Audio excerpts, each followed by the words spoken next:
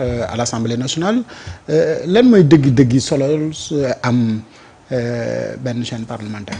nga may ma rek pour information.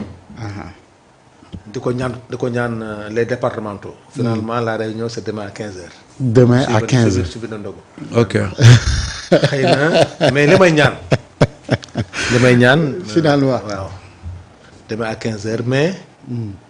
luñ ci mën a defar ba affaire bi rek la woo. man fii laa ko ñaan ci plateau bi. li tax ñu yóbbu ko suba. mais quand même.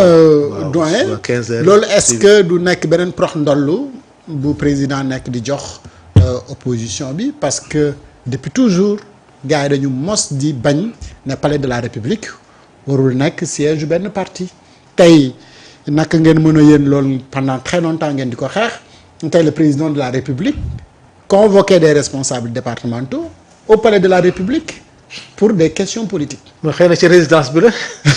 non am la résidence. waaye fii moom gëw ma ni mën na am xëy na c'est la résidence. est-ce que du prox ndoll bu muy nar a maye pour. mais nag xam nga man daal ak fu mu munti amee. yàlla na jàmm am rek.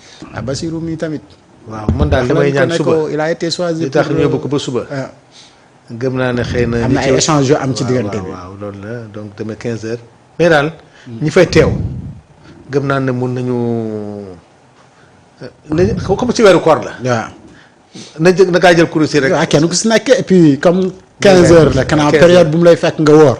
kanaa kenn ku si nekk ni nga jéem a fan. waaw dëgg surtout waaw surtout nag. ba pare nag bu ñu paree def ndogu boo xam ne. ndogu de réconciliation lay doon. waaw bon nañ ñaan yàlla daal. espérons de toute façon on va suivre et puis. on va suivre effectivement nañu là-dessus ñëpp. et Sénégal va plus largement waaw si moom mooy rencontre bi président Bassirou Diomaye Diakhar Faye war a amal ak les responsables départementaux de Pastef. moom rek problème bi ma ci am mooy lieu bi ñu koy defee palais de la République. bon honnêtement man personnellement bokk na ci li nga xamante dama ko yàgg di déplorer ci parti politique yi fi jaar yëpp. le fait que ñuy tenir seeni réunion politique ci palais bi ñëpp bokk. mun na am yóbbu ko ci hôtel ah. xam nga mun naa am yóbbu ko ci hôtel xëy na. on verra. mun naa am yóbbu ko ci hôtel. on verra ah mais xam naa daal bon.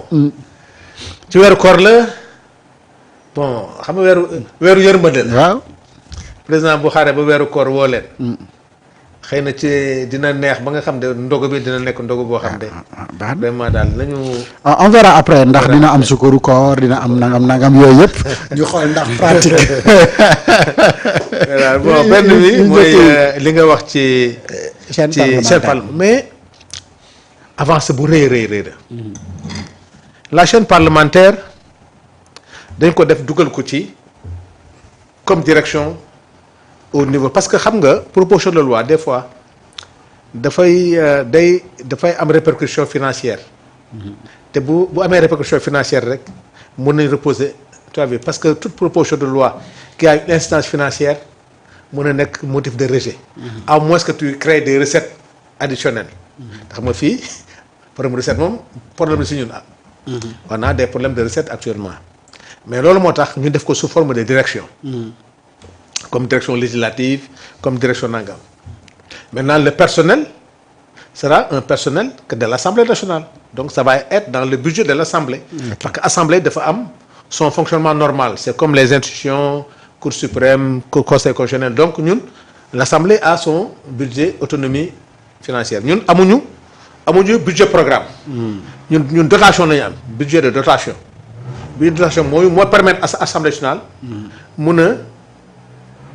mun a créer une direction ñu def fa la chaîne parlementaire bi avancé la parce que toll nañu foo xam ne man la contradiction mun a am des représentants du peuple ci biir mission muy enquête parlementaire muy jël audition yi nga koy nëbbal peuple bi pan comme dans tous les pays développés mais tey bu amee commission d'enquête que parlement que délibération yi mun nañ ko nëbb parce que nag délibération c'est un peu secret mais débat yi enquêtes yi mais dañ koy médiatiser Sénégalais yi xam que la moo xew comme ça du am ay suspicion tey ñu ngi entendre directeur ASER mais cadre normal la loo fay nëbb li ko député yi laaj ak li ñu koy tontu nee tax kenn du ñëw benn presse du ñëw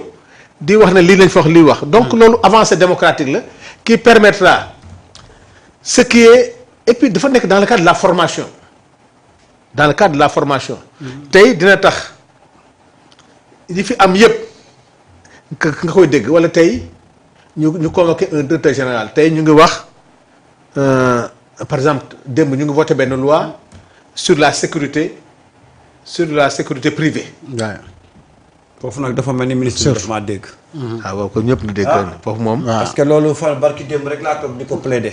oui loolu moom muy les vigiles là. les vigiles là non loolu moom. les sociétés de gardiennage là. moo raw esclavage. donc loolu tey le ministre ou le directeur le nouveau directeur wala yu mel noonu ñu convoqué la directeur protection civile. toog devant l'Assemblée nationale on a des inquiétudes ñu toog tey on a voté la loi sur des officiers contractuels. Sénégal xamuñu ko. jaarul na assemblée toog inquiétudes yi ñu am yëpp en fin de contrat qu'est-ce que vont devenir quels sont les risques loolu bu ko assemblée di débat yu mel noonu tey ñu soupçonné un directeur bu am problème prends un exemple d'un Thierno Alassane qui attaque Laser tous les jours nga convoqué que Jean-Michel ñu toog mu waxtaan Sénégal yëpp dégg dootul nekk un problème bu nekk de procès quand l'assemblée va parler médiatiser dans une commission day nekk avancé dootul nekk plénière parce que plénière yi c'est de n'importe quoi. da ngay plénière sur un thème waa ji génn fa di wax leneen. mais tey c'est heureux que la chaîne parlementaire soit instaurée mais nag ñu xam ne chaîne c'est pas une dépense de plus supplémentaire c'est une dépense qui existe dans le budget de l'Assemblée nationale. Maintenant le personnel qui sera recruté aussi sera un personnel qui sera payé dans le budget de l'Assemblée nationale. Donc amul benn dépense de plus day tax rek transparence gën a am ci biir Assemblée nationale ba pare nag mais ça n'empêche pas aussi que les autres télévisions continuent di am seen signal yi am. Maintenant qu'est-ce qui va se passer lors des séances en commission. Est-ce que le signal mooy yéen a gën a xam yooyu vous êtes comme est-ce que le signal. chaîne bi moo koy joxe. Voilà, je sais pas, ça c'est des mots techniques. De toute façon les agréments pour les couvertures. séances plénières yi rek la ko yeneen médias yi doon am. loolu nag bu fekkee ni après. yenn commission yi wala yenn s'il y a des polémiques comme ni nga ko waxee si ASER ak yooyu le directeur général war la def commission. ak yooyu su fekkee ni signal bi mën na disponible pour les autres télévisions également. waaw loolu la signal moom chaîne bi dina ko am. est-ce que chaîne bi moo koy jox les chaînes privées. Je ne sais pas bon foofu moom c'est des problèmes techniques. yooyu moom yéen a ko loolu après xam naa peut-être buñ ci tollee yéen a koy liggéey mais c'est une avancée c'est vraiment une avancée c'est pas la seule loi qu'on a votée on a voté la loi sur les nu mu tudd la sécurité privée mais c'est dafa mel ni ñëpp ko saluer loolu moom li ci nekk moom c'était de l'esclavage. parce que ñun kañ lañ ci doon wax. barkaati démb. ah oui c'est de l'esclavage en début de semaine. lépp luy code du travail dañ ko def fële mais ils ont posé un problème fondamental il faut que ñu dem dans la loi ñu fexe ba mu nekk un secteur réservé aux Sénégalais. sinon exclu aux Sénégalais sinon ay borom dooley ñëw fële ñëw jël ko. et on voit le cas de Sagam ah. Sagam am na beneen bu ñuy wax damay fàttali turam. Phoenix am na yu bari tudd nañ ko. yu mel noonu moo tax les députés ont insisté ci biir loi bi ñu yokk ci une disposition boo xam ne. am na beneen bu nga xamee je salue leur travail qui s'appelle Fandem ou c'est pas quelque chose comme. que l'agrément Fandem sécurité waaw Fandem que l'agrément soit réservé spécifiquement aux Sénégalais. bon xam nga nag la création des sociétés avec le droit sénégalais boo appliquer le droit sénégalais ku nekk da ci am possibilité.